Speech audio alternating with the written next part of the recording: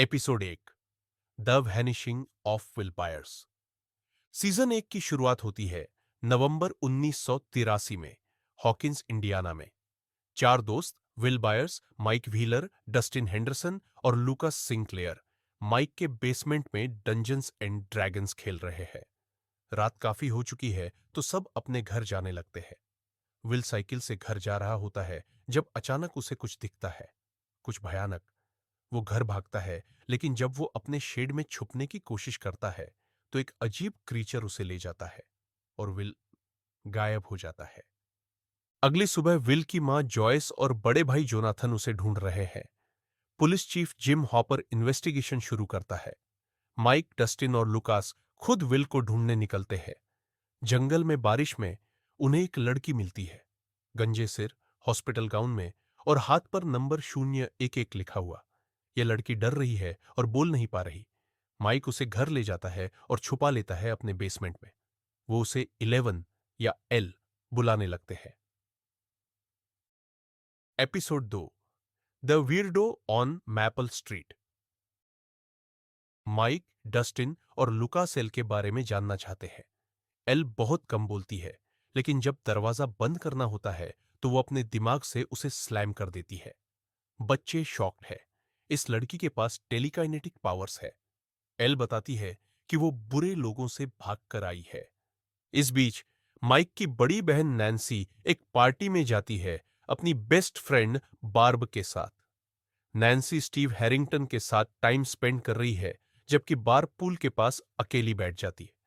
अचानक बार्ब को कुछ दिखता है और फिर वो भी गायब हो जाती है। जॉयस के घर में अजीब चीजें हो रही हैं। लाइट्स अपने आप चमक रही हैं, फोन रिंग हो रहा है। जॉयस को लगता है विल उससे कांटेक्ट करने की कोशिश कर रहा है। सब सोचते हैं कि वो पागल हो गई है, लेकिन जॉयस को पता है कि विल जिंदा है। हॉपर को लैब पर शक होता है और वो इन्वेस्टिगेट करना शुरू करता है। एल फाइनली बच्चों को बताती है कि वो लैब से भागी है और वो जानती है विल कहां है। एपिसोड 3 हॉली जोली। पुलिस को क्वारी में एक बॉडी मिलती है और वो कहते हैं यह विल है। पूरा हॉकिंस शॉक्ड है। जॉयस टूट जाती है, लेकिन क्या यह सच में विल है? माइक एल से नाराज है। उसने उन्हें गलत जगह ले गया था। लेकिन जब एल रोती है और कहती है विल इज अलाइव, माइक समझ जाता है यह लड़की झूठ नहीं बोल सकती। वो बॉडी फेक है। जॉयस ने पूरी दीवार पर अल्फाबेट लगा दिया है लाइट्स के साथ, और विल उससे मैसेज भेजता है RIGHTHERE। विल यह है, बस एक अलग दुनिया में। हॉपर लैब में घुस जाता है। वहां वो देखता है एक दरवाजा, एक गेट, एक ऐसी जगह जो नॉर्मल नहीं है। लैब ने कुछ खोला है जो बंद रहना चाहिए था। नैन्सी बार्ब को ढूंढते हुए जंगल में जाती है। वहां एक घायल डियर है। नैन्सी उसके पीछे जाती है और एक पेड़ के अंदर से दूसरी दुनिया में खींच ली जाती है। Episode 4 T body. नैन्सी एक ऐसी दुनिया में है जो हॉकिंस जैसी दिखती है, लेकिन बिल्कुल उल्टी है। अंधेरा, ठंडी और खतरनाक। वहां वो देखती है बार्ब की बॉडी। उसकी फ्रेंड मर चुकी है।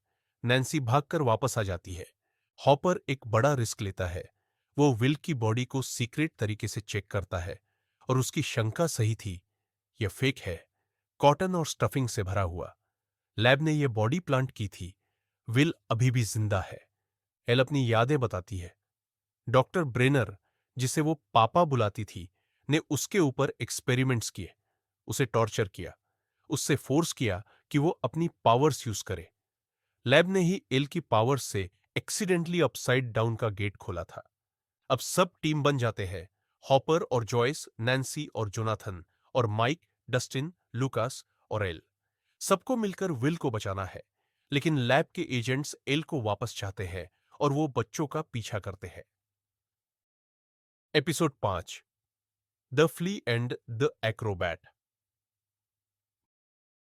बच्चे अपने साइंस टीचर मिस्टर क्लार्क से पूछते हैं क्या पैरेलल डायमेंशंस रियल हो सकती है। मिस्टर क्लार्क एक्सप्लेन करता है कि हां, अगर काफी पावरफुल एनर्जी हो, एग्जैक्टली जैसा लैब ने किया है।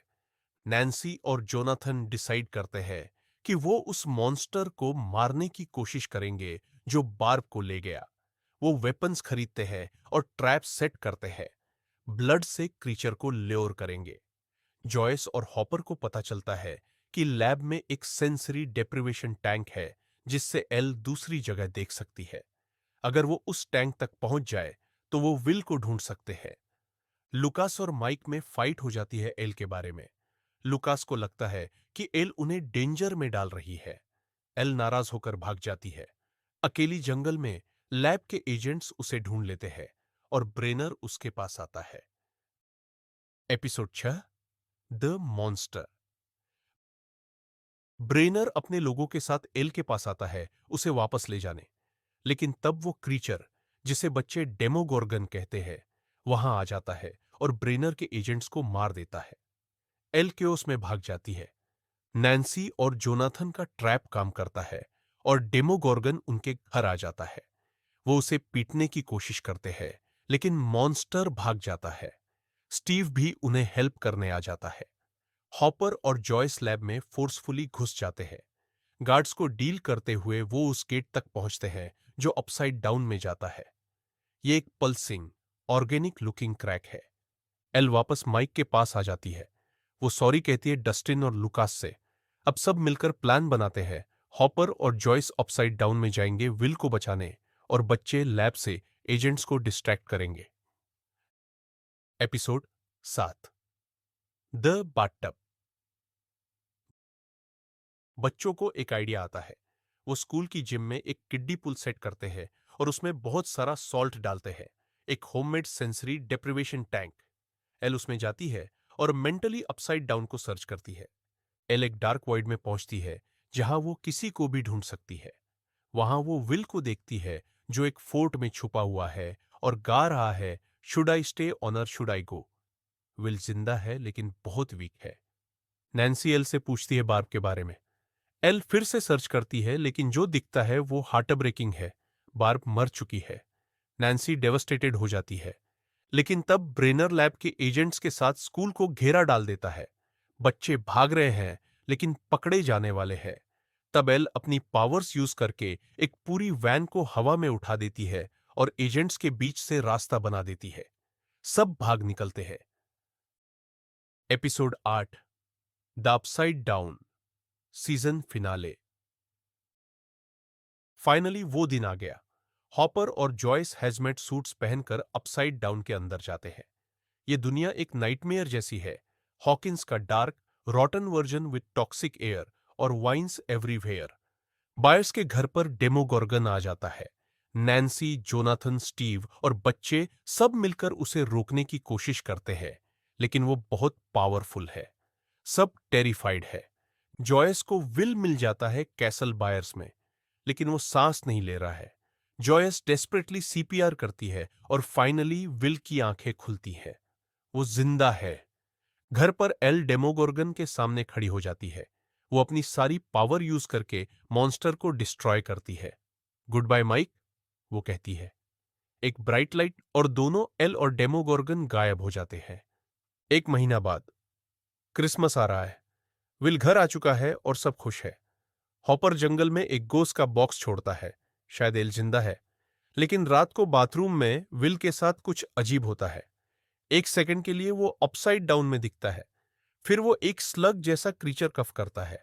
विल अभी भी कनेक्टेड है अपसाइड डाउन से, ये खत्म नहीं हुआ है। इसी के साथ सीजन 1 का अंत होता है। अगर आपको हमारा कंटेंट पसंद आया हो तो कृपया लाइक और सब्सक्राइब जरूर करें।